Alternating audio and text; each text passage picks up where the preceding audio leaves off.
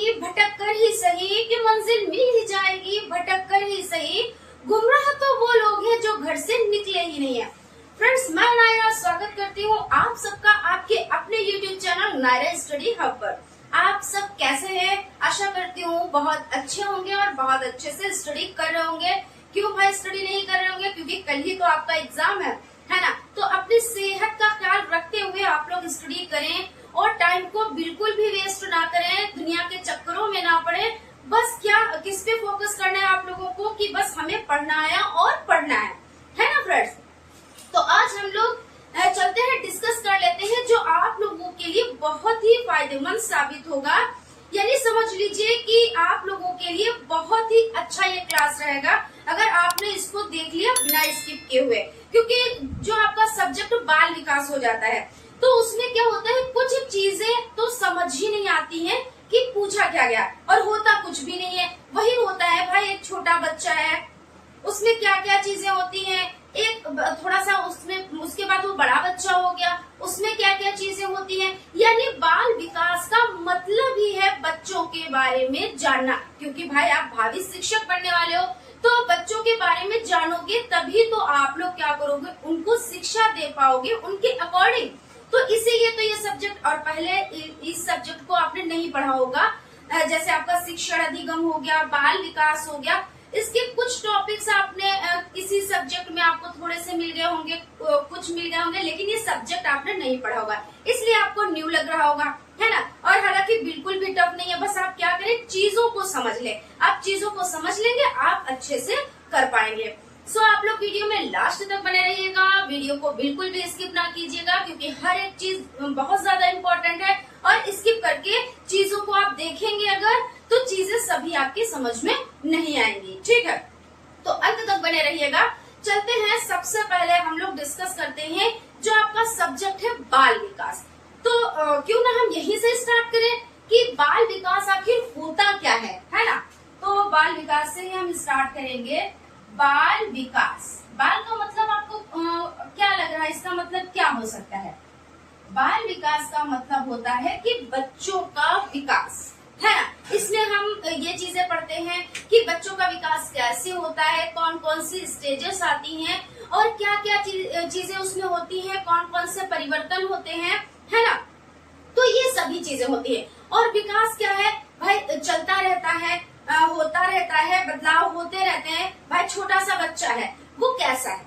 छोटा सा जो बच्चा है वो अलग तरह का रिएक्ट करता है, अलग तरह से एक्टिविटी करता है। उसके बाद क्या होता है, जब वो थोड़ा सा बड़ा हो जाता है तो वो अलग तरह से एक्टिविटी करता है, फिर वो और बड़ा हो जाता है तो वो अलग तरह से एक्टिविटी करता है। यानी ये सभी चीजें किसमें हमको पढ़नी है? बाल विकास के अंतर्गत ही हमको पढ़नी है। बाल विकास का मतलब ही बच्चों का विकास, ठीक है। इसमें हम इन चीजों को भी पढ़ेंगे कि इनकी रुचि, इनका अवधान, तर्क, बुद्धि, सभी चीजों को पढ़ेंगे, है ना। भाई बच्चे ही में तो मान लीजिए हम यहाँ पे खड़े, ठीक है, क्या है भाई, बुद्धि भी है, बुद्धि है तो तर्क भी है, तर्क है, चिंतन भी है, रुचि भी है, अवधान भी है, सभी चीजें तो है ना। तो सभी को हम स्टेप बाय स्टेप चीजों को समझेंगे और यही सब चीजें आपके एग्जाम में पूछी जाती है और बार बार पूछी जाती है और भर भर के पूछी जाती है, ठीक है। अगर आपने इन सब चीजों को समझ लिया तो आप क्या करेंगे, बहुत अच्छे से लिख पाएंगे। मगर एक चीज मैं फिर से कह देती हूँ, रटन पद्धति पे विश्वास मत कीजिएगा। आप लोगों को जो चीजें बताई जा रही है उसको माइंड में आप सेट कीजिएगा कि मैम इस तरह से बता रही थी, बस वही उठा के आप अपनी भाषा में वहाँ पे लिखें। ये नहीं है आप रटने बैठ गए, जो भी वर्ड है वर्ड टू वर्ड वहाँ पे आप लिखे जाके, ऐसा नहीं है। बस किसमें होता है, वस्तुनिष्ठ टाइप में होता है, वो भी उसमें 4 ऑप्शन होते हैं, जो एक ऑप्शन आपको चूज करना होता है जो सही है। मान लीजिए क्वेश्चन आया आपका कि जो बाल अवस्था है उसकी स्टेज कितने से कितने तक है, तो आपको पता है जो बाल अवस्था है वो 6 से 12 वर्ष तक चलती, कहीं कहीं पे 5 वर्ष से 12 वर्ष तक लिखा होता है, तो बस वहाँ पे आपको टिक करना। तो उसके लिए भी तो आपको हमारी बातों को ध्यान से सुनना रहेगा ना, तो ये चीज हो जाती है, ठीक है। तो हम लोगों ने क्या किया, बाल विकास के बारे में जाना, ठीक है। अब हम क्या करेंगे, बाल विकास की अवस्थाओं के बारे में जानेंगे, ठीक। तो बाल विकास की अवस्थाएं, बाल विकास की अवस्थाएं, अब इसमें कौन कौन सी अवस्थाएं हो जाती हैं, तो सबसे पहले हम बात कर लेते हैं, पेन चेंज करते हैं, थोड़ा सा इसमें दिक्कत आ रही है कुछ। बाल विकास की जो स्टेजेस हो जाती हैं वो कौन कौन सी हो जाती हैं? तो सबसे पहले अगर हम बात करें तो इसमें हो जाती है, हम देखिए कहाँ तक पढ़ेंगे हम, शिशुअवस्था और बाल्यावस्था और किशोरावस्था। अब हम इतनी स्टेजेस क्यों इसमें पढ़ते हैं? इतनी इसलिए पढ़ते हैं क्योंकि बच्चा हमारे साथ में यहाँ तक रहता है ना, तो यही चीज है।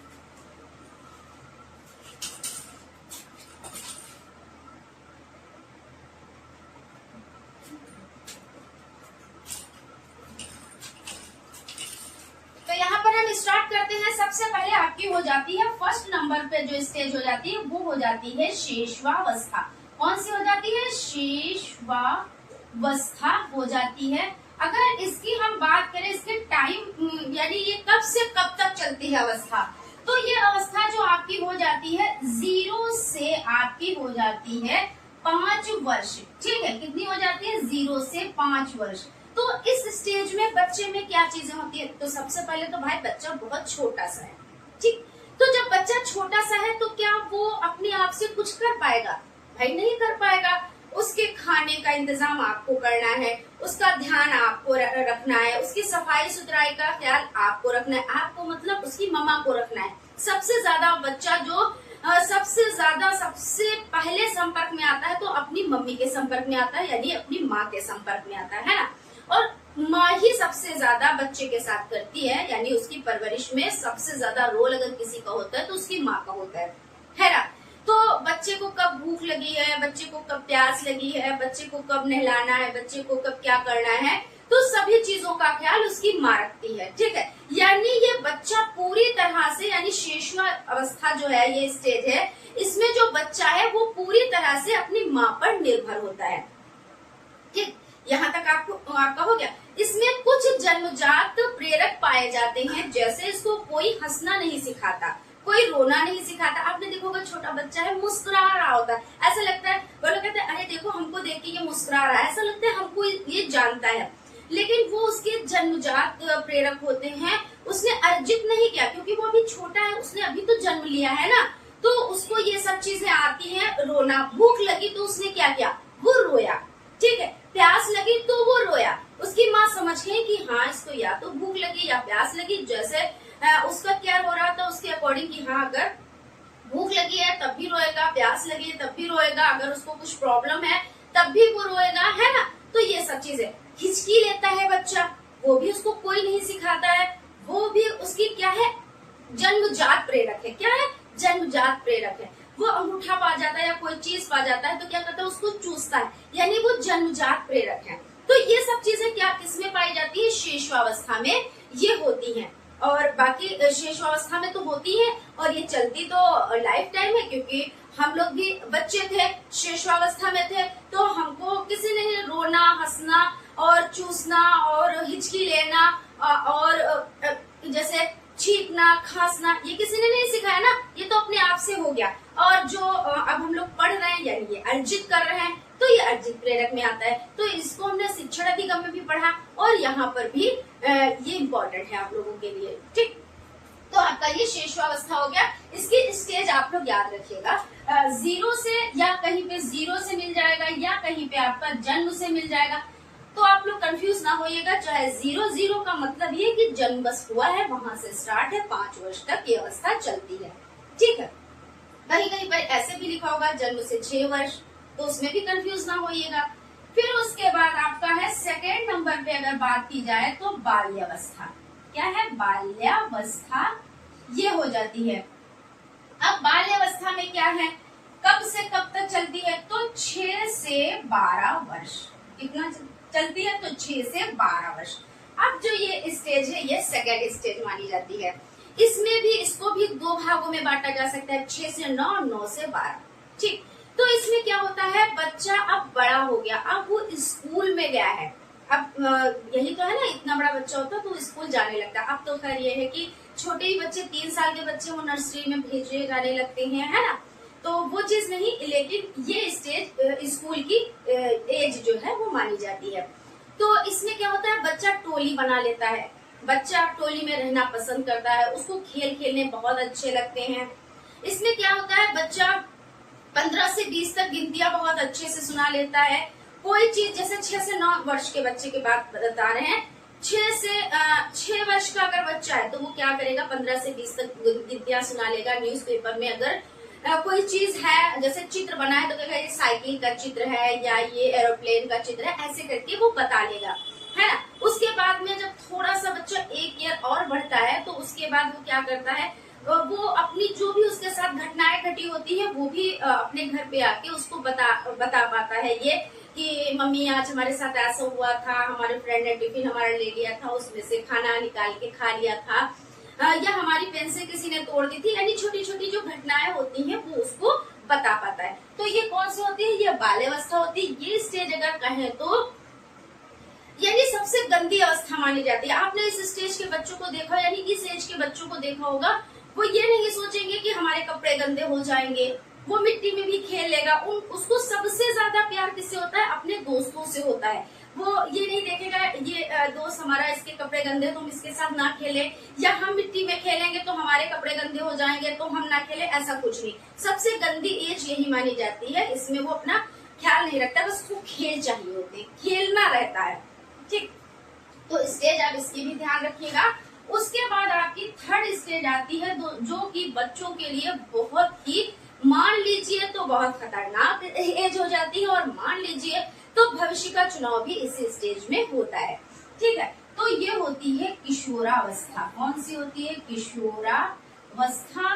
तो इसमें क्या होता है, इस स्टेज में ये होता है, पहले तो हम इसके कब से कब तक है ये, तो ये है 12 से और 18 वर्ष। आपको कहीं कहीं पे मिल जाएगा 13 से 18 वर्ष। कभी कभी इसमें ये भी देखा गया है कुछ लोगों में 22 वर्ष तक ये एज चलती है, मतलब किशोर अवस्था उसमें समाप्ति नहीं होती है 22 वर्ष तक। वरना कुछ लोग होते हैं जो 18 वर्ष तक इस एज में रहते हैं, यानी इस स्टेज में रहते हैं। उसके बाद मैच्योरिटी आ जाती है और क्या करते हैं, वो अपने सीरियसली वर्क करने लगते हैं। क्योंकि सीरियसली का मतलब ये है, ऐसा नहीं है कि इसमें वो सीरियस नहीं है, बच्चा सीरियस है, लेकिन कब सीरियस होगा, जब उसकी देखभाल अच्छे से होगी। क्योंकि ये जो स्टेज होती है इसमें चाहे बच्चा तो बिगड़ सकता है, चाहे बच्चा तो बन सकता है। वो जो गार्जियंस होते हैं उनका बहुत बड़ा रोल है इस स्टेज में। बच्चों के लिए टीचर्स का बहुत बड़ा रोल है। अगर इन लोगों ने बच्चों पे ध्यान दिया तो बच्चा क्या करेगा, भावी जीवन का निर्माण इसी एज में कर लेगा। क्योंकि उसको क्या बनना है क्या नहीं बनना है, इस चीज का चुनाव क्या होता है, इसी एज में होता है। और अगर हम बात करें स्टेनले हॉल महोदय की, तो इन्होंने कहा है कि जो किशोर अवस्था है वो तनाव, तूफान और संघर्ष की अवस्था है।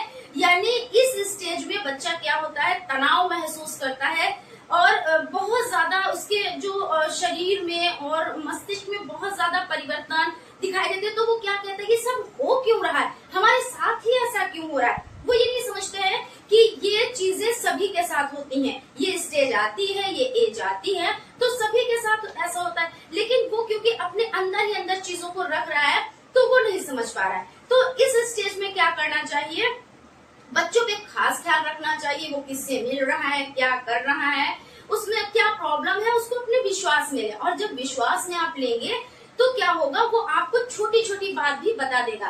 और कभी कभी क्या होता है, जब बच्चों पे ख्याल नहीं, यानी बच्चों का ख्याल नहीं रखा जाता, तो इस स्टेज के बच्चे जो होते हैं वो गलत संगति में चले जाते हैं। क्योंकि उसके घर वाले उसकी सुन नहीं रहे, या तो बिजी हैं इसलिए, या वो लड़की, क्योंकि लड़की होना भी तो अभिशाप है ना, अभी भी ऐसा ही है। क्योंकि ये चीजें प्रथाएं खत्म हो गई हैं, सती प्रथा, बाल विवाह, और बच्चों को पहले लड़कियों को क्या होता था, खत्म कर दिया जाता था। तो ये चीजें तो खत्म हुई है, लेकिन लड़कियों के प्रति जो एक भेदभाव है, एक माइंड में, मस्तिष्क में एक अंदर से गुस्सा रहता है लोग, कुछ लोगों में, सब में नहीं बता रहे हैं, कुछ लोगों में, वो चीज अभी भी खत्म नहीं हुई। लड़की आई दुनिया में तो समझ लीजिए उनके पे क्या हो गया, बहुत बड़ा आफतों का पहाड़ टूट गया।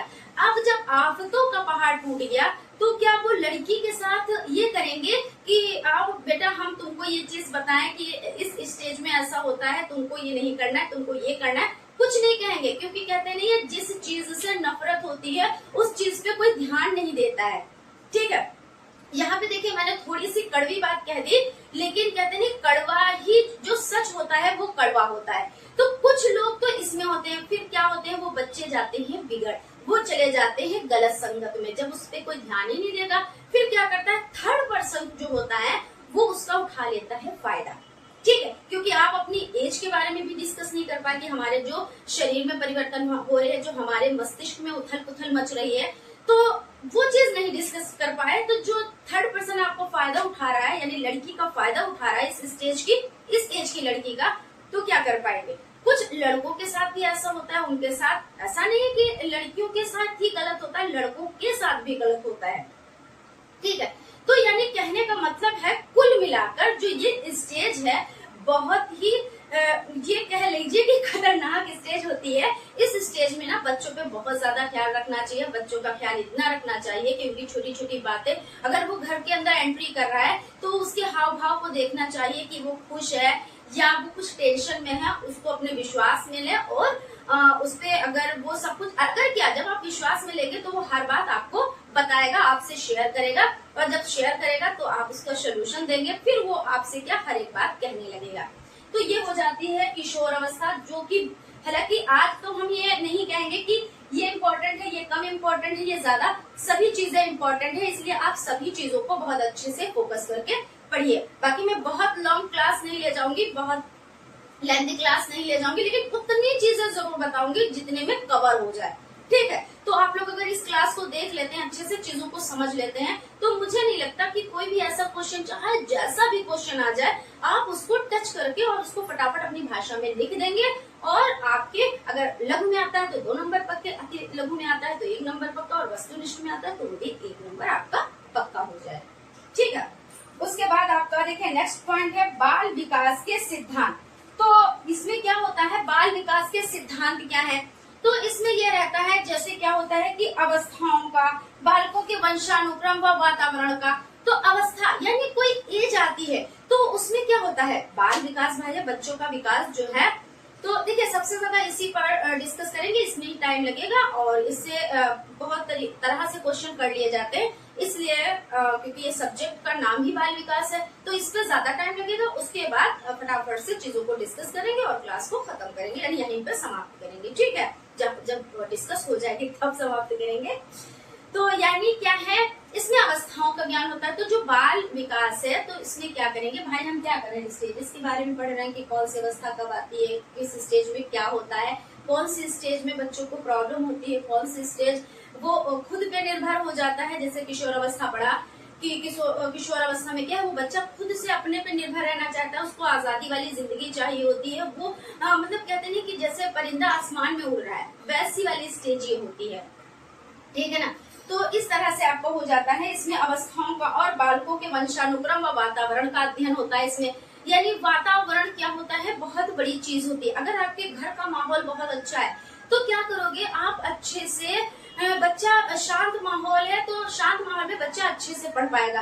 अन्यथा क्या होगा, अन्यथा ये होता है कि बच्चा वर्क अच्छे से नहीं कर पाता। जो चीजें आप जिस घर का माहौल नहीं अच्छा होता है, जिसमें शांति नहीं होती, हर वक्त कलह कलेश चलता है, तो उसका माइंड डिस्टर्ब रहता है, तो चीजों को वो अच्छे से नहीं सीख पाता है। और वंशानुक्रम का भी प्रभाव बच्चे पर पड़ता है। कहते नहीं कि नैन नक्श बच्चे के दादा पे गए हैं और इसका जो माइंड है वो किस पे गया है, बहुत जल्दी सीख लेता है। इसकी दादी बहुत अच्छी थी, जो इस तरह से वर्क करती थी, फटाफट से हो जाता था, इस तरह से लोग कहते नहीं है। तो वंशानुक्रम का भी बहुत प्रभाव पड़ता है और वातावरण का बहुत ज्यादा प्रभाव पड़ता है। यहाँ तक कि प्रभाव इतना तक पड़ता है कि घर का माहौल तो बच्चों पे पड़ता ही पड़ता है, जैसा देखता है बच्चा वैसा करता है। फिर पड़ोस में भी अगर वो कुछ देख रहा है कि पड़ोसी ऐसा कर रहे हैं तो बच्चा वैसा ही करता है, क्योंकि उसको ये होता है कि जो ये कर रहे हैं वही तो किया जाता है। उनका भी बहुत बड़ा असर पड़ता है। फिर विद्यालय जाता है, वहाँ पे भी क्या होता है, जैसी संगत होगी वैसा, कहते नहीं जैसी संगत वैसा असर, तो ये चीज हो जाती है। ठीक है, उसके बाद इसमें क्या होता है, योग्यताओं का अध्ययन करेंगे। तो यानी हम लोग किसके बारे में पढ़ रहे हैं, बाल विकास के सिद्धांत के बारे में। तो इसमें हम क्या करेंगे, वातावरण और किसका वंशानुक्रम का अध्ययन करेंगे, बाल विकास की अवस्थाओं का भी अध्ययन करते हैं, और इसमें किस चीज का अध्ययन करते हैं, इसमें योग्यताओं का अध्ययन करते हैं, यानी बच्चों की योग्यता कैसी है। कुछ बच्चे क्या होते हैं, बहुत जल्दी सीख जाते हैं, कुछ बच्चे बहुत देर में सीख पाते हैं, कुछ बच्चे नॉर्मल होते हैं यानी सामान्य बुद्धि के होते हैं। तो यानी उनकी योग्यता कैसी होती है, ना बहुत ज्यादा ना बहुत कम, नॉर्मल होती है। तो आप इस तरह से हेडिंग डाल डाल के उसमें थोड़ा सा एक्सप्लेन करेंगे, ठीक है। उसके बाद है विशिष्ट योग्यता और व्यक्तित्व अंतर, यानी क्या है, हम कैसे हैं भाई, दो हाथ हमारे भी हैं, आपके भी दो हाथ है, दो आंखें हमारे भी हैं, दो आंखें आप लोगों के भी हैं, ऐसे तो है ना, एक मुंह हमारे एक मुंह आप लोगों के भी है, लेकिन फर्क कितना है, मैच करो, फर्क कितना है। एक जैसा फेस लगता है, ट्विंस भी होते हैं, उनका भी एक जैसा फेस नहीं होता, कुछ ना कुछ थोड़ा सा बदलाव जरूर होगा। यानी क्या है, व्यक्तित्व अंतर होता है, दो व्यक्ति अगर हैं तो उसमें अंतर होगा। तो इसमें बच्चे ये भी चीजें पढ़ेंगे, क्योंकि सब एक जैसे होते नहीं है। जब एक जैसे नहीं होते तो हम उनको एजुकेशन भी एक जैसी नहीं दे सकते, क्यों, जैसा मस्तिष्क होता है, यानी हम बच्चों का क्या करते हैं, डायग्नोस, जो आपने पढ़ा और बहुत बार पढ़ा है, डायग्नोस करके उसका क्या करते हैं, उपचार करते हैं। तो यही चीज तो होती है कि उनकी योग्यताओं को जानेंगे कि बच्चा कैसे सीख रहा है, अगर वो नहीं सीख पा रहा है तो क्यों नहीं सीख पा रहा है, तो ये सब चीजें हो जाती हैं, ठीक है। उसके बाद आपका हो जाता है रुचि। तो रुचि का मतलब ये होता है कि जब बच्चा इंटरेस्ट लेता है, सबसे प्रथम अगर कुछ है तो इंटरेस्ट, अगर आप इंटरेस्ट ले रहे हैं तो चीजों को सीखेंगे, इंटरेस्ट नहीं ले रहे हैं तो नहीं सीख पाएंगे। क्लास चल रही है, कुछ नहीं उससे होता, कल एग्जाम है, कुछ नहीं होता, ठीक है, अगर आप में रुचि नहीं है। और रुचि है तो आप 6 महीने से पढ़ाई कर रहे होंगे, क्यों, क्योंकि कहते नहीं कि 6 मंथ के बाद, 6 महीने के बाद हमारा एग्जाम होना है, आपको इंटरेस्ट है, आप रुचि ले रहे हो, तो आप तब से पढ़ाई करो। और जिसको नहीं होगा, आज भी वो बंदा नहीं पढ़ेगा और ऐसे ही जाके वहां पे बैठ के और चलाएगा, और बाद में क्या कहेगा, हमारी किस्मत ही नहीं अच्छी है जो हम निकल पाते, हम सेमेस्टर क्लियर कर पाते, और वो क्या करेगा, यहीं से सेमेस्टर को खत्म कर देगा, क्योंकि उसको इंटरेस्ट ही नहीं है। क्योंकि हमारे साथ भी ऐसी एक घटना घटी, हमारे साथ में एक हमारी फ्रेंड थी, फ्रेंड नहीं थी मतलब ऐसा नहीं था, वो साथ में आ जा रही थी, ठीक है। तो हम आपको ये बात बता देते हैं क्योंकि ऐसा भी होता है। तो वो क्या था, उनके जो गार्जियंस थे तो उन्होंने कहा कि वो बाहर से आई थी, उन्होंने एडमिशन लिया था, तो जहाँ पे हमारा घर था तो वहां से थोड़ी दूर 5 किलोमीटर दूरी पे जहाँ पे सेंटर हमारा गया था, तो वहां पे हमको जाना था। तो वो बाहर से आई थी, तो उनके जो गार्जियंस थे वो जान पहचान के थे, क्योंकि जहाँ हम, यानी हमारा जो कॉलेज था यही बीटीसी डीएलएड का, तो वहाँ के वो शिक्षक थे, ठीक है। तो उन्होंने हमारे पास कॉल किया और कहा कि इनको साथ में ले जाना, ठीक है। तो हमने कहा ठीक है भाई, टीचर है हमारे, सर है, तो उनकी तो बात माननी ही थी। तो हम उनको साथ में ले जाते थे, दोनों लोग साथ में जाते थे, और भी हमारी फ्रेंड थी जो हम लोग साथ में कर रहे थे। तो उसमें क्या था, 3 लोग हम लोग थे, 3 फ्रेंड्स थे, 4 लोग, हाँ 4 लोग हम लोग थे और 5वीं वो थी। तो वो क्या करती थी, जाती थी, लिखती थी, सब था उसी रूम में, हम लोग सभी लोग एक ही रूम में पड़े हुए थे। तो हम देखा करते थे कि वो लिख रही हैं। अब हमको ये नहीं पता, हम भाई समझ रहे थे, कभी हमारी मुलाकात भी उनसे नहीं थी, तो हम ये सोचते थे कि ये पूरे टाइम लिखा करती हैं, तो जाहिर सी बात है ये काफी स्मार्ट होंगी पढ़ाई में, ठीक है। उसके बाद क्या हुआ, जब रिजल्ट आया तो वो मुश्किल से शायद एक सब्जेक्ट में पास हुई थी, और वो एक और बाकी सारे सब्जेक्ट में वो नहीं निकल पाई थी। फिर भाई उनके बारे में पता तो चला। उसके बाद एक दिन वो हमको मिल जाती हैं, तो हमसे कहती हैं कि ये सब बेकार की चीजें हैं, और हमने बहुत ज्यादा मेहनत की थी और हमको वो चीज नहीं मिली, क्यों, क्योंकि ये बेकार है। तो हम अजीब सा, हमको बहुत मतलब खराब फील हुआ कि हम सब लोग एग्जाम दे रहे थे, तो ऐसा किसी के साथ नहीं हुआ, क्योंकि जो चीज पढ़ा वो सभी चीजें आई, अच्छा सा परफॉर्मेंस हुआ, अच्छा सा रिजल्ट आया, ये ऐसा कह रही है।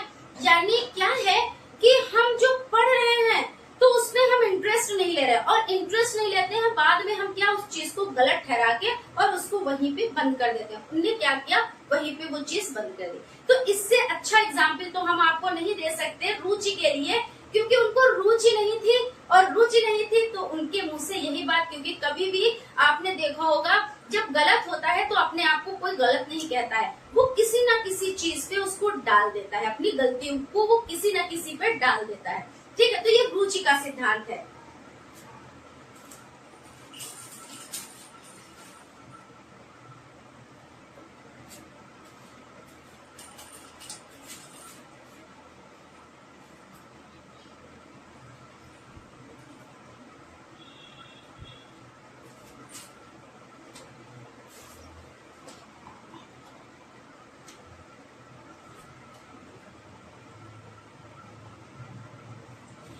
यहाँ पे हम देख लेते हैं कुछ पॉइंट हम और देख लेते हैं, इसको एड्रेस करते हैं, उसके बाद हम देखते हैं।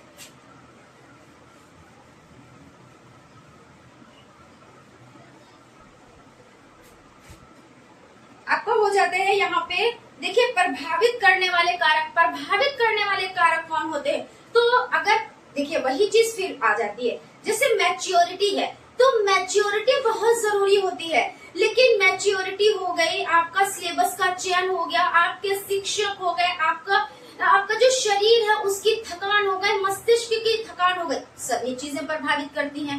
लेकिन अगर सबसे ज्यादा कुछ प्रभावित करता है तो रुचि, अभी हमने बताया, तो वो आप उसमें भी लिख सकते हैं, यानी हम लोगों ने सिद्धांत देखे उसमें भी आप लिख सकते हो, और इसमें प्रभावित करने वाले कारक में भी।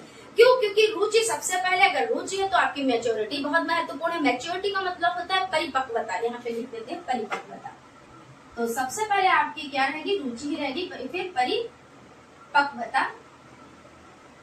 बता, ठीक है। तो परिपक्वता यानी मैच्योरिटी होती है। तो ये क्या होती है, जैसे हम लोग क्या थे भाई, शिशुअवस्था में थे, बाल अवस्था में आए, फिर किशोर अवस्था में, उसके बाद क्या हुआ, 18 के बाद क्या हुआ, हम लोगों में क्या हुआ, मैच्योरिटी आ गई। मैच्योरिटी ऐसी आई कि अब हमारा मन पढ़ाई में लगने लगा। पहले छोटे थे, इतना नहीं, अगर मम्मी कहती थी पढ़ो तो पढ़ लेते थे, अगर थोड़ा सा इधर उधर हुई तो खेल लिया तुरंत, है ना। अभी बच्चों को आप देखो, वो मोबाइल लिए हैं, मम्मी तो सोच रही है, पापा तो सोच रहे हैं कि बेटा हमारा है, बेटी हमारी पढ़ाई कर रही है, लेकिन वो क्या है, मम्मी आई तुरंत क्लास चालू कर लिया, मम्मी गई तो रील्स कार्टून्स ये देखने लगे, है ना। तो ये परिपक्वता नहीं होती। परिपक्वता कब आती है, एज के अकॉर्डिंग आती है, और सभी में आती है। पहले क्या था, पढ़ने के लिए लोग कहते थे, आज क्या है, हम खुद कहते हैं कि हमको थोड़ा सा टाइम मिल जाए तो हम पढ़ तो लें, क्योंकि हमको पता है कि अब हम अगर पढ़ रहे हैं तो हम भविष्य में कुछ करेंगे, कुछ बनेंगे, हमारी कोई पहचान बनेगी।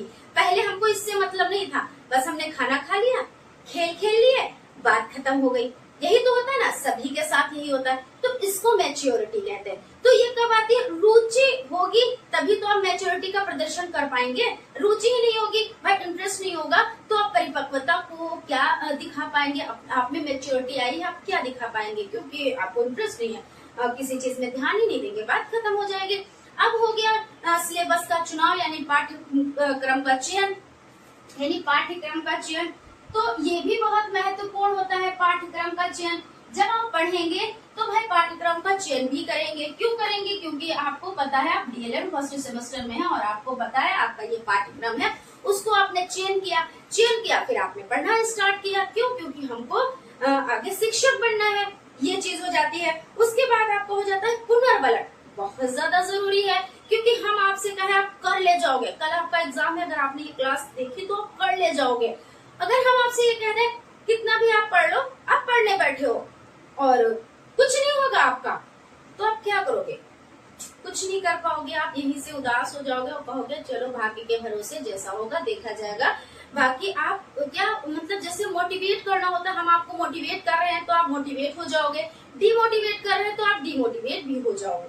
तो ये चीज होता है कि अगर पुनर्बलन की बात की जाए कि आपने कोई काम किया है, हमने कहा बहुत अच्छे, आपको ऐसे करते रहना चाहिए, लगातार करते रहना चाहिए, क्योंकि प्रयास कभी भी खराब नहीं होता। जितना आप प्रयास करेंगे, चीजों में भले गलतियां आए, लेकिन उन गलतियों को मत देखिएगा, गलतियां कभी भी पॉजिटिव वे में उसको ले जाना, नेगेटिव वे में नहीं ले जाना। गलतियों को कभी नेगेटिव ना समझना, क्योंकि अरे ये हर वक्त गलती करता रहता है, गलती तो उसी से होंगी भाई। किचन में अगर आप रहते हैं, जैसे आपकी मम्मी किचन में रहती है, तो कप प्लेट किससे टूटती है, मम्मी से तो टूटेंगी ना। जो किचन में जाता ही नहीं उससे क्या टूटेंगी। तो यानी गलतियां किससे होंगी, जो वर्क करेगा, गलतियां उससे होंगी। जो वर्क ही नहीं करेगा, चुपचाप बेड तोड़ता रहेगा, तो उससे तो गलतियां नहीं होंगी ना। तो ये चीज हो जाती है। उसके बाद है अभिप्रेरणा, जो अभी हमने बताया मोटिवेट। तो कुछ चीजें जैसे पुनर्बलन, हमने आपको उत्साहित किया, आपने किया, तो मोटिवेट वही चीज कि हमने क्या किया, मोटिवेट आप लोगों को किया, तो आप मोटिवेट हो गए कि हाँ कर सकते हो, करो, बहुत अच्छी बात है, ये चीज हो जाती है। उसके बाद आपका हो जाता है वातावरण।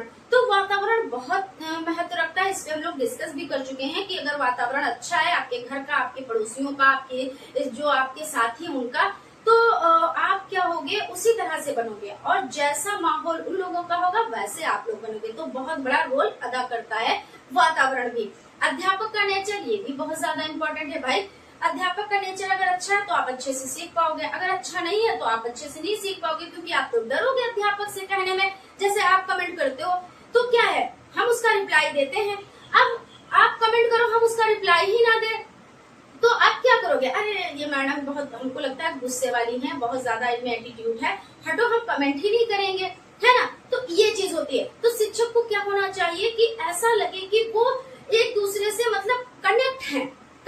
कनेक्टिविटी बहुत जरूरी होती है, और शिक्षक और छात्र में तभी तो जान पाएंगे कि हमारे छात्र कैसे हैं, इनको कैसे सिखाना है, ये सभी चीजें हो जाती हैं। ठीक है, उसके बाद आपका हो जाता है शिशुअवस्था में शिक्षा का स्वरूप।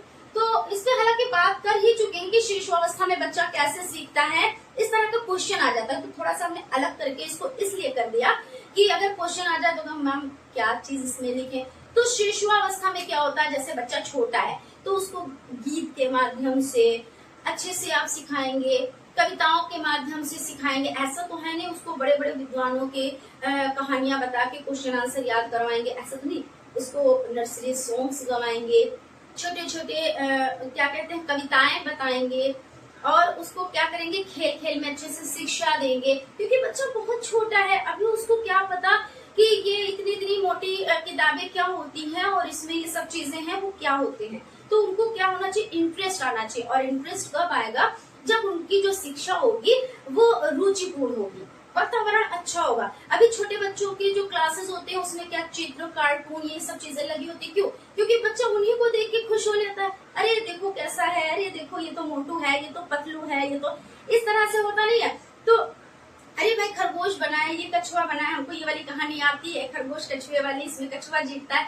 इस तरह से बच्चा डिस्कशन भी करता है अपने आपस में। और आप देखो बहुत इतने छोटे छोटे बच्चे डिस्कशन करते हैं, अरे करते हो भाई। आप देखो स्कूल में तो बच्चे छोटे छोटे होंगे और जब उनकी बातें आप सुनेंगे तो आपको अचंभा होगा। तो ये सब क्या है, परिवेश अच्छा है, आपने परिवेश उनको अच्छा दिया तो उन लोगों ने अच्छे से सीखा। ठीक है, अब उसके बाद आपका हो जाता है व्यक्तिगत भिन्नता। तो व्यक्तिगत भिन्नता हमने आपको बताई कि व्यक्तिगत भिन्नता क्या होती है। यहाँ पर थोड़ा सा लिख देते हैं, अलग अलग करके भी हम लेके आए हैं इसलिए क्योंकि जरूरी है, अगर इस तरह से क्वेश्चन आ जाए तो आप कहोगे कि मैम ये इसमें क्या लिखते, ऐसा है नहीं। व्यक्तिगत भिन्नता, ठीक है। तो आपको पता है कि व्यक्तिगत भिन्नता में क्या करना है कि इसमें देखिए हर एक मनुष्य में हर एक चीज समान ऐसा लगता है लेकिन होते नहीं, वो समान बहुत ज्यादा फर्क होता है। तो उसी फर्क को व्यक्तिगत भिन्नता कहते हैं। और व्यक्तिगत भिन्नता जो होती है उसी को मद्देनजर रखते हुए, यानी उसी को ध्यान में रखते हुए शिक्षा दी जाती है ना। ये होता क्या है, अधिगम मतलब तो सीखना होता है, स्थानांतरण यानी एक जगह से दूसरी जगह।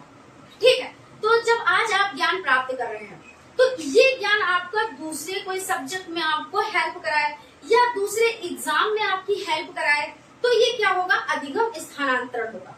समझ गए कि एक चीज आपने तैयार की, उसको पढ़ा, उसको समझा, और ये ज्ञान आपको डीएलएड में तो हेल्प कराएगा, और जब आप सीटेट करोगे उसमें भी आपको हेल्प कराएगा, यानी अधिगम स्थानांतरण हो गया।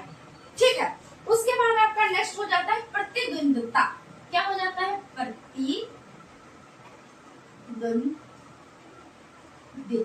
ठीक है, प्रतिद्वंद्विता यानी कंपटीशन। कंपटीशन क्या जरूरी होता है? हाँ होता है। क्या जरूरी नहीं होता है? ये भी बात आपकी सही है, मगर कंपटीशन कैसा वाला होता है? अच्छा, हम आपको बताते हैं। जैसे आप स्कूल में दो बच्चे हैं, तो दो यानी स्कूल में होते तो नहीं, आपकी क्लास में 30 से 35 बच्चे होंगे। मान लीजिए हमें कंपटीशन कराना है, तो हमें ऐसा कराना है कि ये बच्चा लिखेगा आ से ज्ञान और आप भी लिखोगे आ से ज्ञान। एक बच्चे ने पूरा लिख लिया, दूसरे ने नहीं लिखा। आपने कहा बताओ भाई दोनों लोग एक जैसा लिखो और अच्छे से तैयारी करो, क्योंकि दोनों लोग कर सकते हो। जब ये कर सकते हो तो आप क्यों नहीं कर सकते हो? ये वाला आप कंपटीशन कराए। ऐसा नहीं कि उसने तो पूरा लिख दिया वर्णमाला और एक बच्चे ने नहीं लिखा, तुम कुछ नहीं कर सकते, तुमसे कुछ नहीं होगा, और ये देखो आगे बढ़ रहा है, तुम पीछे जा रहे हो। अब क्या होगा, उस बच्चे में निराशा आ जाएगी। जब निराशा आ जाएगी वो चीजों को सीख नहीं पाएगा। यानी कंपटीशन जरूरी होता है, लेकिन उस तरह से उनमें हीन भावना ना पड़े। जैसे कुछ बच्चे होते हैं जो फटाफट से खड़े होकर बता लेते हैं, हाँ मैडम ये, हाँ सर ये, ऐसा होता है वैसा होता है, तो बच्चे अपने में बहुत प्राउड फील करते हैं। अच्छी बात है, क्योंकि बच्चे ने बताया, प्राउड फील कर रहे हैं, अच्छी बात है। लेकिन दूसरे बच्चे को अगर वो नीचा समझ रहे हैं कि हम बता लेते हैं, हम अच्छे, आप नहीं बता पाते हो, आप नहीं अच्छे हो, तो जो बता लेता है कभी कभी तो ऐसा होता है उल्टा केस हो जाता है। उल्टा केस कैसे होता है, जो बच्चा पढ़ने में अच्छा होता है और जो नहीं अच्छा होता है, जो नहीं अच्छा होता है वो पढ़ने वाले बच्चे से ज्वेलस कर लेता है। ठीक है, ज्वेलस कर लेता है, बाहर निकलता है, उसको मारता है। ठीक है, ऐसे बच्चों को भी हमने देखा है। वो बच्चा बाहर, ठीक है निकलो तुम बाहर, तुम बहुत सर जी के सामने, मैम जी के सामने बहुत तुम बनते हो, तुम निकलोगे तुमको मारेंगे बाहर। और वो क्या है, पढ़ाई में नहीं अच्छा है, लेकिन उस तरीके से मारपीट में वो अच्छा है। वो बाहर बच्चा गया, उसको पकड़ के उसने धो दिया। तो ऐसी भी प्रतिद्वंदिता नहीं होनी चाहिए, ऐसा भी कंपटीशन नहीं होना चाहिए। ऐसा होना चाहिए कि अगर एक बच्चा सीख रहा है जल्दी, तो दूसरे बच्चे में भी ऐसी चीज आए कि हाँ हमको भी सीखना है और हमको भी आगे बढ़ना है। यानी इसकी इतनी लाइन है तो हम इतनी बड़ी लाइन बना लेंगे, ना कि हम इस लाइन को छोटा करके हम बड़ा बनेंगे। ये वाली भावना होनी चाहिए।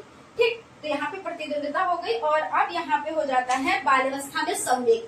तो इसमें देखिए, बाल अवस्था में जो संवेग होते हैं वो होते हैं, भय होता है, क्रोध होता है ना। बच्चों में भय होता है, डर बना रहता है, डर होता है, क्रोध भी होता है।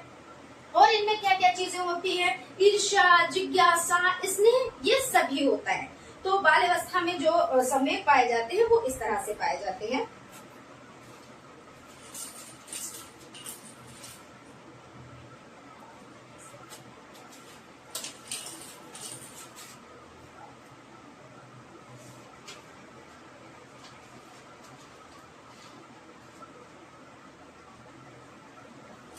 यहाँ पे हम लोग देख लेते हैं बच्चों के विकास में वंशानुक्रम और वातावरण। ये तो हम लोग इस पे डिस्कस कर चुके हैं कि वंशानुक्रम का भी प्रभाव बहुत पड़ता है और वातावरण का भी बहुत प्रभाव पड़ता है, क्योंकि वातावरण जैसा होगा बच्चा वैसा सीखेगा। आपके घर का माहौल जैसा होगा वैसा सीखेगा, पड़ोसियों का माहौल जैसा होगा वैसा सीखेगा। तो ये चीजें हो जाती है। ये चीजें तो आप बहुत अच्छे से विद एग्जाम पे भी लिख ले जाएंगे। उसके बाद होता है, उसके बाद हम बुद्धि के बारे में पढ़ते हैं। बुद्धि होती क्या है, बुद्धि क्या होती है? बुद्धि देखिए, बुद्धि होती ये है कि सबसे पहले तो हम बात कर लेते हैं कि देखिए, जो बुद्धि आपकी हो जाती है, जितनी ज्यादा आप में बुद्धि होगी उतनी ही कम टाइम में आप प्रॉब्लम को सॉल्व कर लेंगे।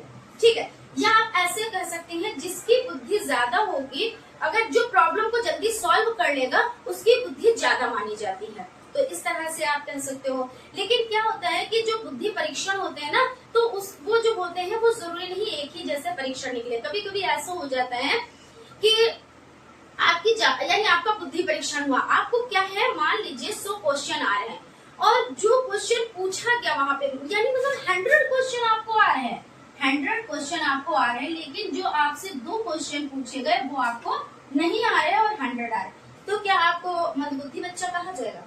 नहीं कहा जाएगा। क्यों? क्योंकि ये परीक्षण फिर से चेंज हो सकते हैं, इसमें बदलाव होते हैं। ये चीज समझिए। बाकी बुद्धि का मतलब यही होता है, बुद्धि को आप परिभाषित कर सकते हैं कि जो अपनी समस्या को, यानी जो समस्या को जितनी जल्दी सुलझाता है उसकी उतनी अच्छी बुद्धि मानी जाती है। बुद्धि परीक्षण होते हैं, बुद्धि परीक्षण जैसे व्यक्तित्व बुद्धि परीक्षण होते हैं, सामूहिक बुद्धि परीक्षण होते हैं। व्यक्तित्व बुद्धि परीक्षण में क्या होता है, एक व्यक्ति की बुद्धि, यानी एक व्यक्ति की बुद्धि जांची जाती है, परीक्षण होता है। व्यक्ति यानी सामूहिक में, यानी नाम से ही पता चल रहा है समूह में, तो बहुत सारे लोगों की एक साथ बुद्धि परीक्षण की जाती है, यानी जांच की जाती है। ठीक है, और इसको किसने दिया बुद्धि परीक्षण का? 1905 ईस्वी में बिने ने सबसे पहले। ठीक है, और एक सूत्र है जो आप लोगों के लिए इतना इम्पोर्टेंट है, इतना इम्पोर्टेंट है, मतलब हम जितनी बार कहें उतना ही कम है। हमने आपको एक ट्रिक बताई थी मावा से, तो बुद्धि लब्धि यहाँ पे हम बता देते हैं। जो ये सूत्र है इससे बुद्धि लब्धि, तो यहाँ पे आपका हो जाता है मावा, यानी मानसिक आयु, मानसिक आयु, और वा यानी मावा, तो मानसिक आयु बटे वास्तविक आयु। क्या? वास्तविक, यहाँ पे विक है, वास्तविक आई, ठीक है। और आपका हो जाता है गुणे 100। जैसे कुछ भी दे दें तो आपको क्या करना है, यहाँ पे मानसिक आयु में कोई भी नंबर दे दें, फिर वास्तविक आयु में कोई भी नंबर दे दें, आप इस तरह से उसको पुट कर देंगे। करने के बाद गुणा 100 से करके और उसको काट पीट देंगे, आपका आंसर निकल कर आ जाएगा। कभी कभी ऐसे क्वेश्चन पूछ लिया जाता है कि बुद्धि लब्धि का सूत्र क्या है, तो बुद्धि लब्धि बराबर मानसिक आयु बटे वास्तविक आयु गुणे 100। दूसरे ऑप्शन पे लिखा होगा बुद्धि लब्धि वास्तविक आयु बटे मानसिक आयु, अब ऊपर वास्तविक कर दिया, नीचे मानसिक कर दिया, गुणे 100। या एक जगह पे ऐसे ही लिखा गुणे 100 नहीं लगाया, ठीक है, या इनमें से कोई नहीं। तो आपको पता है कि मावा से आप याद कर ले, मानसिक आयु बटे वास्तविक आयु आप कर लेंगे। और ये सूत्र चाहे आपका वस्तुनिष्ठ में आए, चाहे आपका अति लघु में आए, बहरहाल आएगा जरूर, ठीक है, ये मान के चले। और जो आपका हो जाता है, इससे क्या होते हैं, जो बुद्धि परीक्षण यानी ये जो सूत्र है, इससे क्या किया जाता है, बुद्धि लब्धि निकाली जाती है, ठीक है। उसके बाद आपका हो जाता है अंतर बुद्धि। क्या हो जाता है, अंतर्मुखी व्यक्तित्व। अब नाम से पता चला अंतर्मुखी, यानी हम अंदर ही अंदर अपने चीजों को रखे हुए हैं, अंतर यानी अंदर, ऐसे समझो। तो ऐसा व्यक्ति कैसा होता है, अपनी बात को किसी से नहीं कहता है, खामोश स्वभाव का होता है। जब वो अपनी बात को अंदर नहीं रखेगा तो किसी से क्या बोलेगा, किसी से क्या डिस्कशन करेगा, कुछ नहीं करेगा। ऐसा जो शख्स होता है, इंसान होता है, तो वो कैसा होता है, वो अपनी बात को अंदर ही रखता है, किसी से डिस्कशन नहीं करता है, खामोश स्वभाव का होता है। ये चीज आप याद रख ले कि अंतर्मुखी व्यक्तित्व वाला व्यक्ति किस तरह से होता है। उसके बाद हो जाता है जीन प्याजे के बारे में समझ लेते हैं।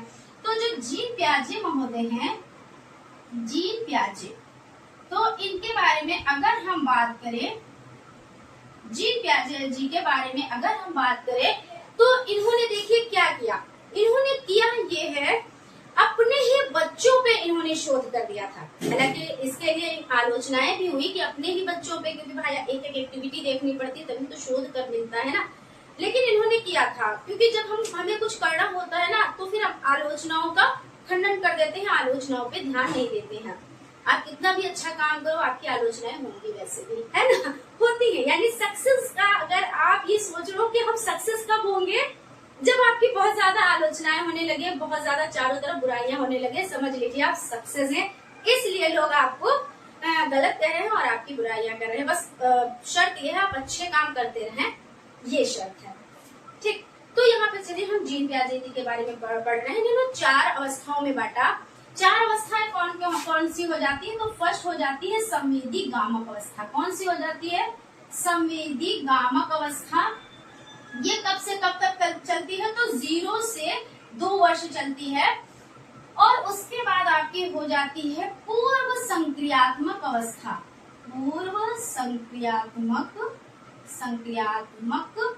अवस्था, ठीक है। तो ये कब से कब चलती है, तो 2 से 7 वर्ष चलती है। फिर थर्ड हो जाती है मूर्त संक्रियात्मक स्टेज यानी अवस्था।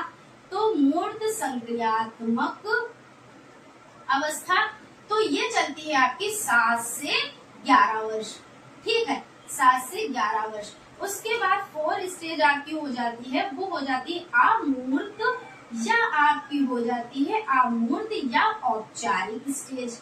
औपचारिक कोई भी नाम दे दें, अमूर्त दे दें या औपचारिक स्टेज दे दें। तो ये आपकी होती है 11 से 15, कहीं कहीं पे मिल जाएगी 11 से, अब तो कुछ भी हो, या कहीं कहीं पे 11 से 18 भी लिखा मिलता है। तो यानी 11 के बाद ये स्टेज है, ठीक है। तो 0 से 2, 2 से 7, 7 से 11, 11 से 15, या 11 से 2, या 11 से 18। तो इसमें इस तरह से क्वेश्चन किया जाता है कि जीन प्याजे की दूसरी अवस्था कौन सी है, नाम बताएं।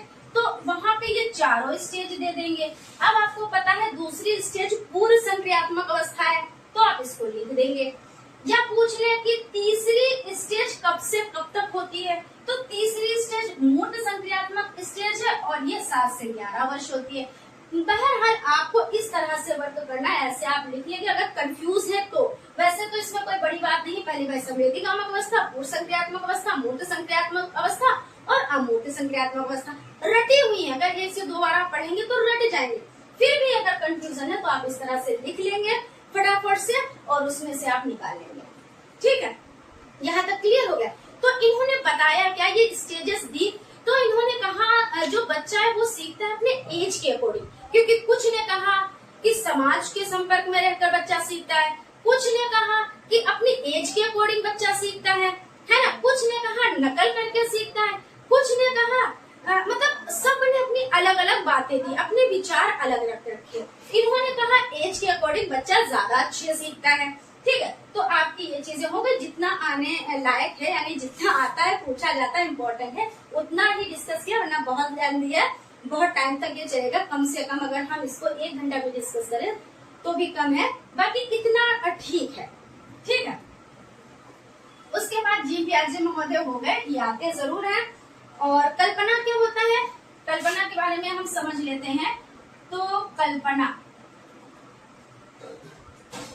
के बारे में समझ लेते हैं।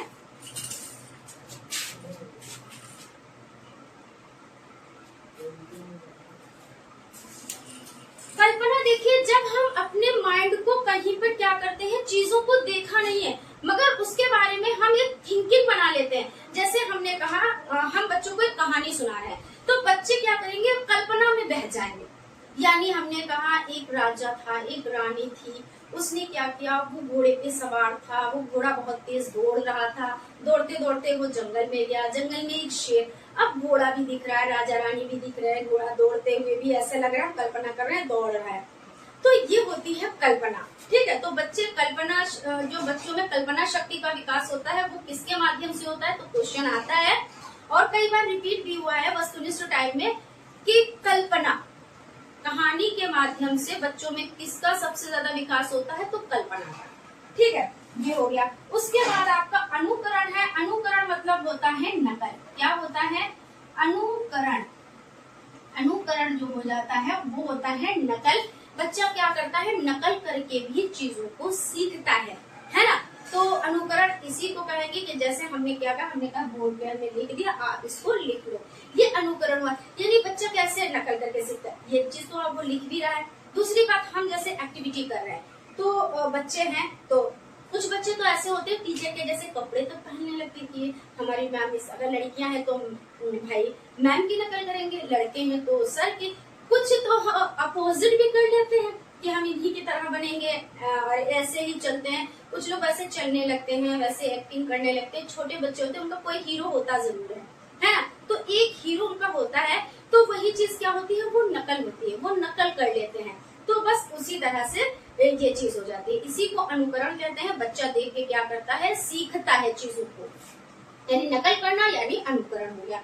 उसके बाद है थॉर्नडाइक महोदय। थॉर्नडाइक महोदय के बारे में आप कितना जानते हैं, जाहिर सी बात है बहुत सारा जानते हैं, क्योंकि हमने बहुत सारा डिस्कस इनके बारे में कर रखा है। तो थॉर्नडाइक महोदय जो हो जाते हैं, इन्होंने शोध किस पर किया, तो थॉर्नडाइक की बिल्ली, यही तो है ना, बताया था हमने, थॉर्नडाइक की बिल्ली और पावलोव का कुत्ता, वो भी हमने ट्रिक से बताया था और ट्रिक से बताएंगे।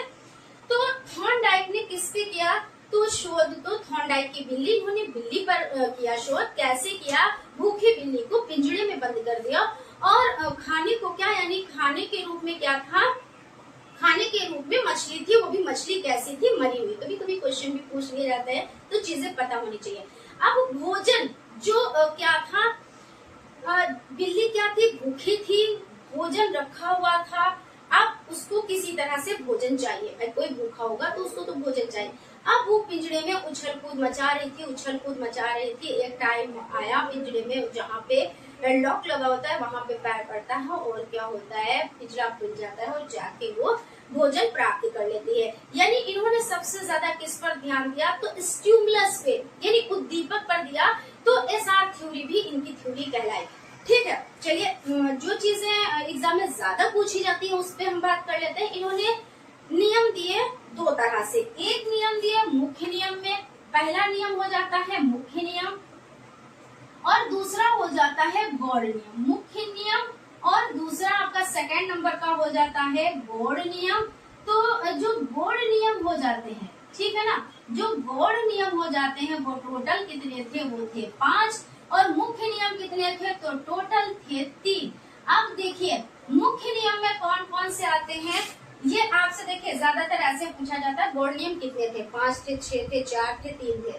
तो आपको पता है 5, या इसमें क्या करेंगे 3 मुख्य नियम डाल देंगे और एक गौड़ नियम डाल देंगे और पूछेंगे इसमें बताओ गौड़ नियम क्या है। तो आपको पता है तो आप अलग कर ले जाओगे। तो मुख्य नियम में आपका आ जाता है, यहाँ पे डाल देते हैं, जो मुख्य नियम में आ जाता है वो आपका होता है तत्परता का नियम, तत्परता का नियम, और दूसरा होता है अभ्यास का नियम, अभ्यास का नियम, और तीसरा होता है प्रभाव का नियम।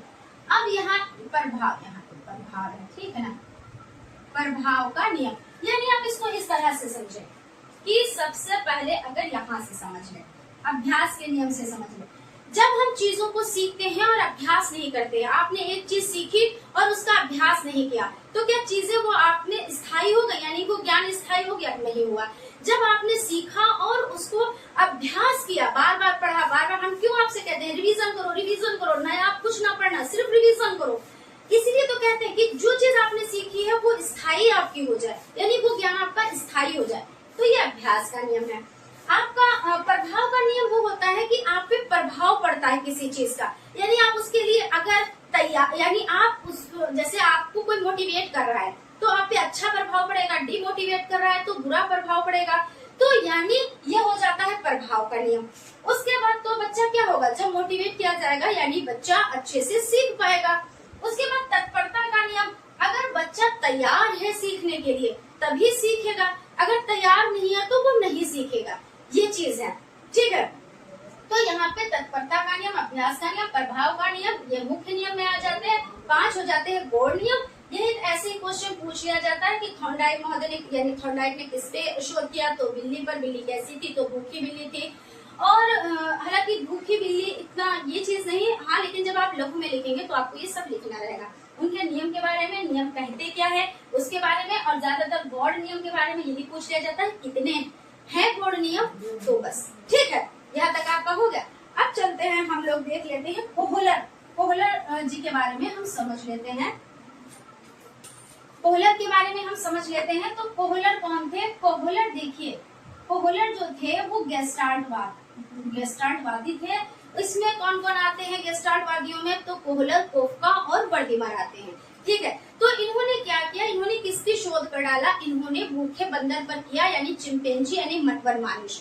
तो आपका वनमानुष भी ऑप्शन में लिख के आ सकता है, चिंपैंजी भी लिख कर आ सकता है, सुल्तान भी लिख कर आ सकता है, क्योंकि उसका नाम सुल्तान था।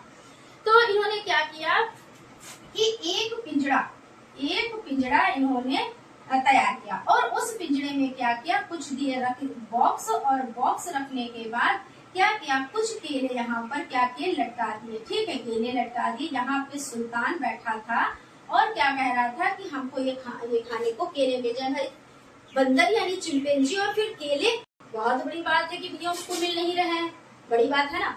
तो क्या हुआ कि उसको ये चाहिए थे, लेकिन कैसे, उसकी ऊंचाई इतनी नहीं थी जो वो पा जाता। उछल कूद बहुत मचाया, ऐसा नहीं है उसने कोई भी प्रयास बाकी नहीं रखे होंगे।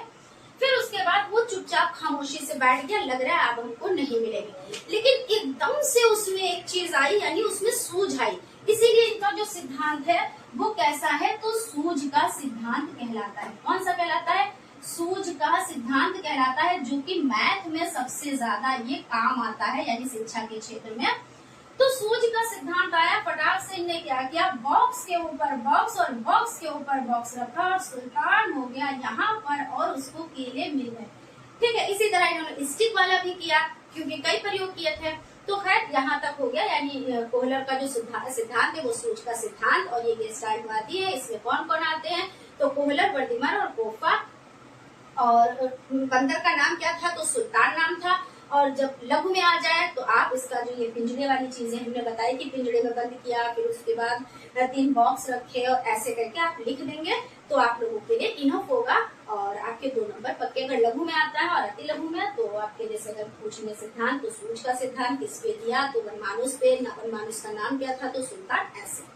फिर उसके बाद आपका हो जाता है सीखने में परिपक्वता का योगदान। तो हम आपको बता चुके हैं कि मैच्योरिटी होती है, बहुत बड़ी चीज होती है। जब इंसान में उम्र आती है तो उसमें मैच्योरिटी आ जाती है, यानी किशोर अवस्था हटने के बाद मैच्योरिटी आ जाती है। और जब मैच्योरिटी आती है तो वो अपने बारे में अच्छे बुरे की पहचान करने लगता है, कौन हमारे लिए अच्छा है, कौन हमारे लिए बुरा है, क्या हमारे लिए अच्छा है, क्या हमारे लिए बुरा है, ये सभी चीजें वो अपने एज के अकॉर्डिंग जब उसमें परिपक्वता आती है वो सीख लेता है, उसको पता हो जाती है, फिर वो क्या करता है, जिसमें उसको बेनिफिट होता है वो वर्क करता है, जिसमें बेनिफिट नहीं होता है वो वर्क नहीं करता है। ठीक है, तो आप इस तरह से लिख देंगे। उसके बाद है सृजनात्मकता, यानी बच्चा क्या करेगा, सृजनात्मकता यानी क्रिएटिविटी यानी एक्टिविटी करके सीखेगा। तो अब जो शिक्षा है वो कैसी है, तो बाल केंद्रित है, और बाल केंद्रित शिक्षा का सबसे मेन मोटिव क्या है कि बच्चा खुद से करके सीखे। ऐसा नहीं है कि 5 किलो का बस्ता उसकी पीठ पे लदवा दिया और वो बस्ते के बोझ से वैसे भी दबा है, शरीर से भी और मस्तिष्क से भी दबा है।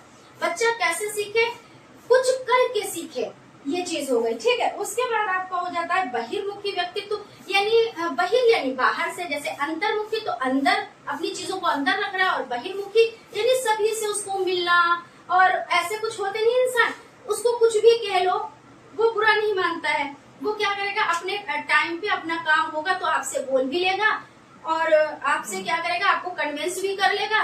जैसे नेता लोग होते हैं, कैसे होते हैं, बहिर्मुखी वाले होते हैं ना, उनको आप कुछ भी कह लो, वोट लेने का टाइम आया यानी वो आपके पास आ जरूर जाएंगे, ये नहीं याद रखेंगे इन्होंने हमको क्या कहा था या हमने इनके साथ क्या किया था। तो ऐसे व्यक्ति होते हैं। उसके बाद स्मृति मतलब होता है याद करना, यहाँ पे हम लिख देते हैं। स्मृति यानी हमारे माइंड में क्या होता है, एक चिप होती है। क्या होता है, तो एक चिप होती है जिसमें हम चीजों को क्या करते हैं, याद रखते हैं, है ना। तो जब हम जिस चिप में उसमें यानी जैसे चिप में क्या होता है, बहुत सी चीजों को हम भर लेते हैं, सेव कर लेते हैं, और जब हमको नीड होती है तो हम उस चीज को सर्च करके निकाल लेते हैं। तो यही स्मृति होती है। और विस्मृति यानी कुछ चीजें ऐसी होती है जो हम फटाक से याद कर लेते हैं। जैसे कभी कभी होता है, हम लोग बस से जा रहे हैं, ट्रेन से जा रहे हैं, कहीं जा रहे हैं, कोई बंदा मिलता है, फिर बहुत दिनों के बाद वही बंदा दिख जाए तो ये चीज रहती है, हमने इसको कहीं देखा है, कहीं देखा है। यानी क्या है, आप अपनी स्मृति का यूज कर रहे हैं, और अगर याद आ जाता है तो आपकी जो स्मृति है वो अच्छी है, वरना वो विस्मृति में चला जाता है, यानी आपको वो चीज याद ही नहीं आ रही है। उसके बाद आपका हो जाता है पावलाव का नियम, हम समझ लेते हैं। जो ये नियम है ये भी आप लोगों के लिए इम्पोर्टेंट है, लेकिन मैं ये बात आज क्यों कह रही हूँ, क्योंकि आपके लिए तो सभी चीजें इम्पोर्टेंट है। पावलाव, तो थॉर्नडाइक की तो बिल्ली थी, उनके बारे में हमने पढ़ा। पावलाव का क्या है, कुत्ता। ला से लाभ और ला से लार, और लार कौन निकालता है, तो कुत्ता। और कब निकाला था इसने, जब इसको क्या हुआ था, घंटी बजी थी और इसको भोजन मिला था। भाई घंटी बजी भोजन मिला, घंटी बजी भोजन मिला, इसके मुंह में लार आई। टाइम बीच में कितना था, सेकेंड में होता है, तभी ऐसा हो पाता। ये नहीं घंटी अभी बजी और आधे घंटे के बाद खाना आ रहा, तो ऐसा कुछ नहीं होगा। ठीक है, तो जब इन्होंने मतलब ये चीज इन्होंने शोध किया तो घंटी बजी और खाना आया, घंटी बजी और खाना आया, यानी भोजन आया। उसके बाद में एक टाइम आया सिर्फ घंटी बजी और कुत्ते के मुंह में लार आई। तो इससे क्या होता है कि हाँ, ये चीजें क्या एक दिन में सीखी गई, नहीं, बहुत दिन लगे होंगे, बहुत बार प्रयोग हुए होंगे, तब जाके ये सीख पाया होगा। लेकिन एक चीज यहाँ पे हम बताते हैं, जो ये कुत्ता था, यानी इन्होंने किस पे किया था, तो कुत्ते पे किया था, और कुत्ता क्या था, यहाँ पे बंधा हुआ था, उसका कोई रोल नहीं था, वो सिर्फ घंटी की आवाज सुनता था और मुंह से उसके लार आ जाती थी। तो यानी यहाँ पे जो कुत्ता था वो क्या था, सक्रिय नहीं था, वो निष्क्रिय था, उसका जब कोई काम ही नहीं था तो वो निष्क्रिय था ही। तो और अब जो शिक्षा है, भाई शिक्षा के क्षेत्र से भी तो जोड़ते हुए चलेंगे, क्योंकि ये चीजें हम पढ़ रहे हैं तो शिक्षा के लिए तो पढ़ रहे हैं। तो अगर बच्चे का कोई रोल नहीं है पढ़ाई में, बच्चा एक्टिविटी करके सीख नहीं रहा है, वो चुपचाप बैठा है, तो ये चीज ज्यादा बेहतर नहीं होती है ना। तो यहाँ पे ये अगर सिद्धांत की बात आ जाए तो इसमें जो कुत्ता था वो निष्क्रिय था, सक्रिय नहीं था। और अभी हम आगे पढ़ेंगे कि भाई जैसे कोहलर का बंदर था, वो भी सक्रिय था, क्योंकि वो एक्टिव था, वो उछल कूद मचा रहा था। कबूतर था, और स्किनर का कबूतर था ना, और चूहा था, वो भी उछल कूद मचा रहा था। यानी जो उछल कूद मचाएगा वो एक्टिव है, जो खामोशी से बैठेगा वो एक्टिव नहीं है। तो यहाँ पे कहने का मतलब ये है, पावलाव का कुत्ता, और इनको नोबेल मिला। कुत्ते की कितने, तो 4 टांगे होती हैं, 4 टांगे होती है, तो आप इससे लिखें, याद रखें 1904 ईस्वी में इन्हें नोबेल मिला। किस क्षेत्र में मिला, भाई पशु मनोवैज्ञानिक थे तो इसी क्षेत्र में मिलेगा। ऐसा तो है नहीं पशु मनोवैज्ञानिक थे और ड्राइंग के क्षेत्र में मिला, ऐसा तो नहीं था ना। तो जिस क्षेत्र में जो होगा उसी क्षेत्र में तो उसको इनाम मिलेगा, उसी क्षेत्र में तो उसे नोबेल मिलेगा। तो इतना ठीक है, ठीक है। आप अगर जैसे आ जाता है पावलाव का लघु में आ जाता है, तो आप इसके जैसे कुत्ते को क्या हुआ, पिंजरे में पिंजरा आप इस तरह से बना दें। यहाँ पे कुत्ता, इसको समझ लें, कुत्ता लिख दें फिर ये कैसे है बंधा है। तो यहाँ पे घंटी और उसके बाद यहाँ पे भोजन, कटोरा, ये सब चीजें आप लिख के फटाफट से आप दर्शा दें और आपका अच्छे से आप कर ले जाएंगे। हमें विश्वास है कि आप लोग बहुत अच्छे से करेंगे, चीजों को आप समझते हैं। ध्यान क्या होता है कि आप किसी चीज पे ध्यान देना है। जैसे कि क्लास चल रही तो आप क्या है ध्यान दे रहे हैं ना, तो बस यही ध्यान के बारे में ही लिखना है कि जब हम कोई चीज देख रहे होते तो उस पर ध्यान देते, जब ध्यान देते तभी हम सीख पाते हैं। ध्यान और रुचि में बहुत बड़ा संबंध है। क्यों? क्योंकि जब हम रुचि लेंगे तभी हम ध्यान देंगे, जब रुचि नहीं लेंगे तो हम ध्यान नहीं देंगे। यानी रुचि अब ध्यान का पूरक है और ध्यान रुचि का पूरक है, दोनों एक ही सिक्के के दो पहलू है। इस तरह से आप लिख देंगे। मेन चीज इंटरेस्ट यानी मेन चीज रुचि होती है। रुचि के बिना हम उदाहरण यानी ध्यान नहीं दे सकते, है ना। उसके बाद है आपका अभी प्रेरणा हो चुका है और बुद्धि का द्विखंड सिद्धांत। इसमें कौन कौन सी होती है? तो सामान्य बुद्धि होती है और विशिष्ट बुद्धि होती है। भाई किसी की सामान्य बुद्धि होती है, किसी की विशिष्ट बुद्धि होती है, लेकिन सामान्य बुद्धि जो होता है वो गॉड गिफ्टेड होती है। वो चीजें क्या होती है कि हम लेकर आते हैं, और जो विशिष्ट बुद्धि होती है वो चीजों को सीखते हैं और उसके बाद में वो चीज आती है। आप ऐसे लिख देंगे। उसके बाद है आपका स्किनर का क्रिया प्रसूत। तो स्किनर का हम देख लेते हैं। स्किनर का तो स्किनर ने किस पे दिया? स्किनर ने किस पे दिया? तो चूहे पर। और किस पर दिया? कबूतर पर।